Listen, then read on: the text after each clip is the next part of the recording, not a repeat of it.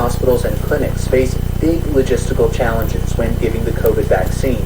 Many don't have specialized freezers that can store the Pfizer vaccine.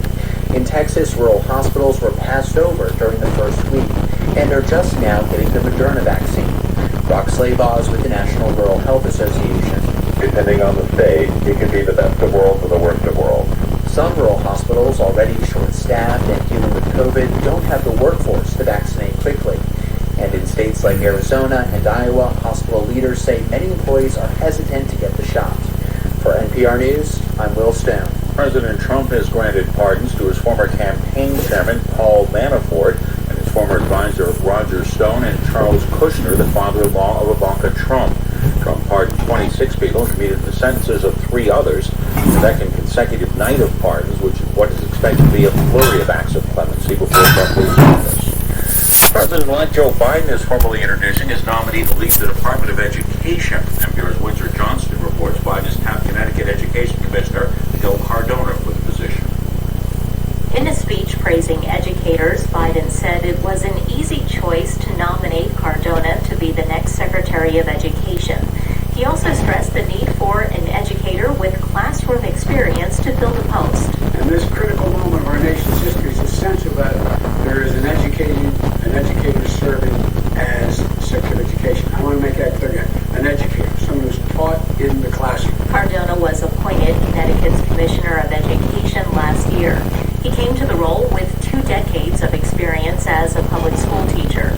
If confirmed by the Senate, Cardona would be the 3rd Latino candidate Biden puts forward for a cabinet secretary post. Windsor Johnston, NPR News. Authorities in Columbus, Ohio have now released police body camera footage showing the moments when an officer shot and killed a black man who was emerging from a garage and holding a cell phone in his hand. The video shows the Columbus police officer approaching the man identified as 47-year-old Andre Hill, who's walking along a car out of the garage holding the phone in his left hand. The officer opens fire and Hill falls to the ground. It's not immediately clear whether the officer, 17-year veteran Adam Coy, yelled any comments to Hill before opening fire. The officer has been relieved from duty during an investigation.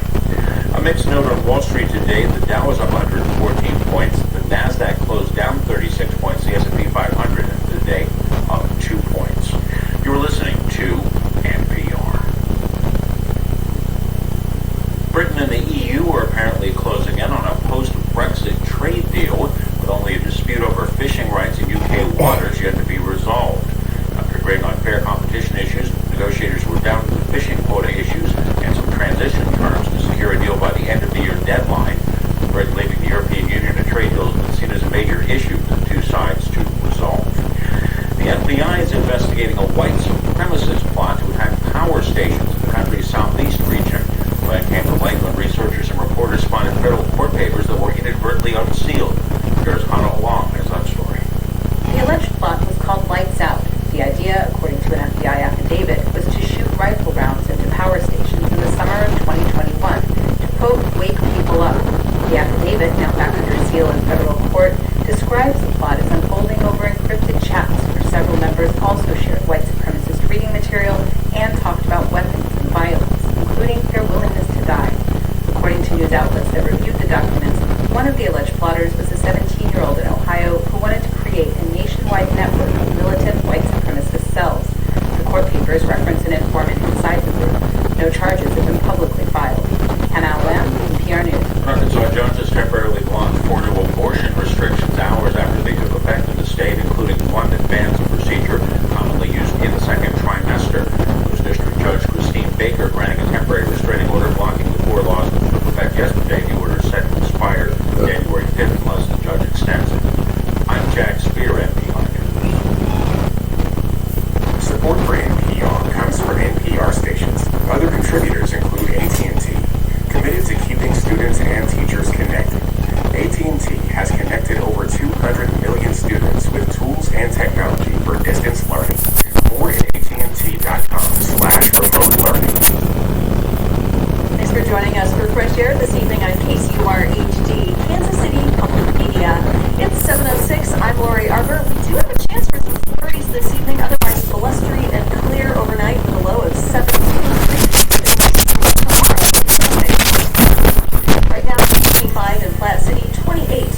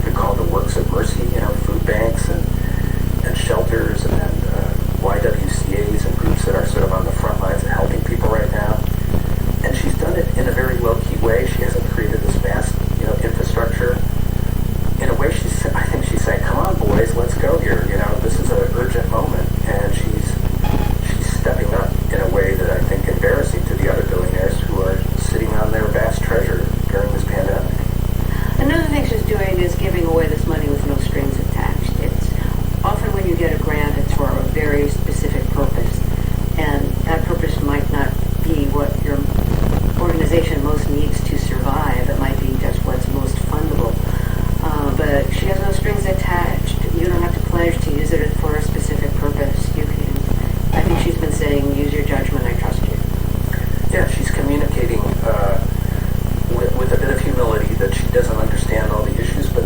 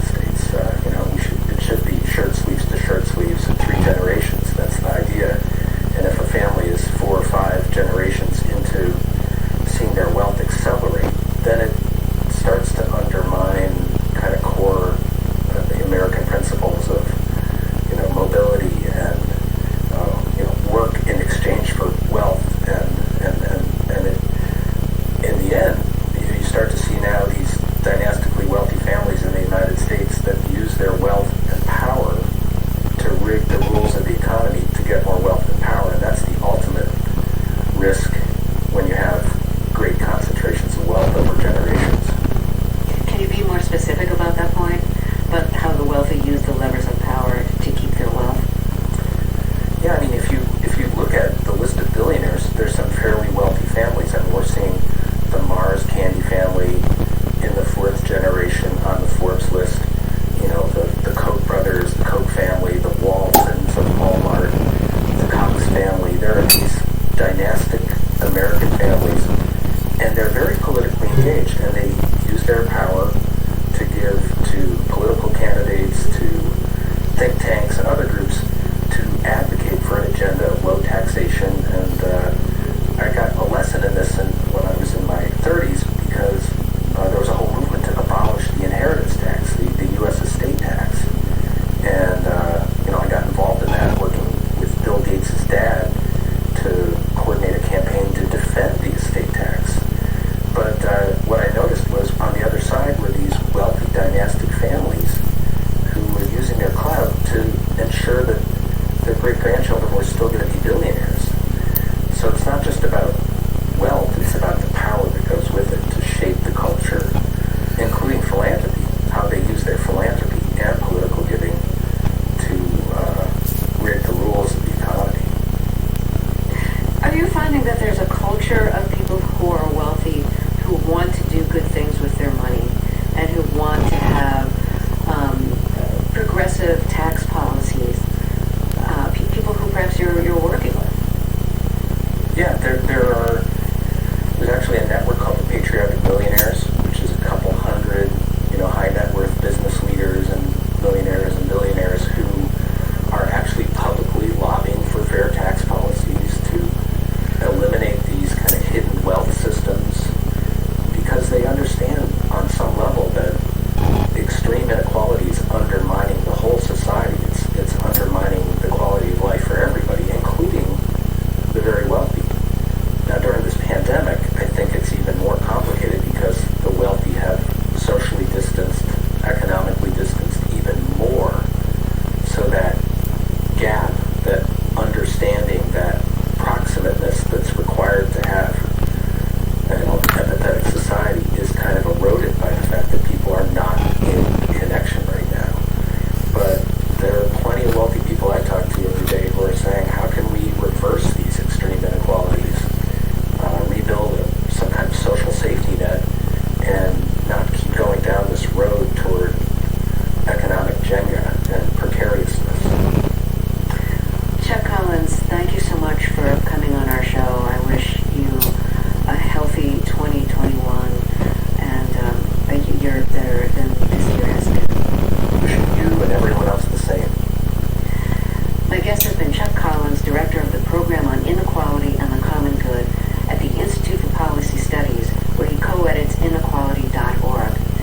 After we take a short break, we'll hear from Jeff Tweedy of the band Wilco.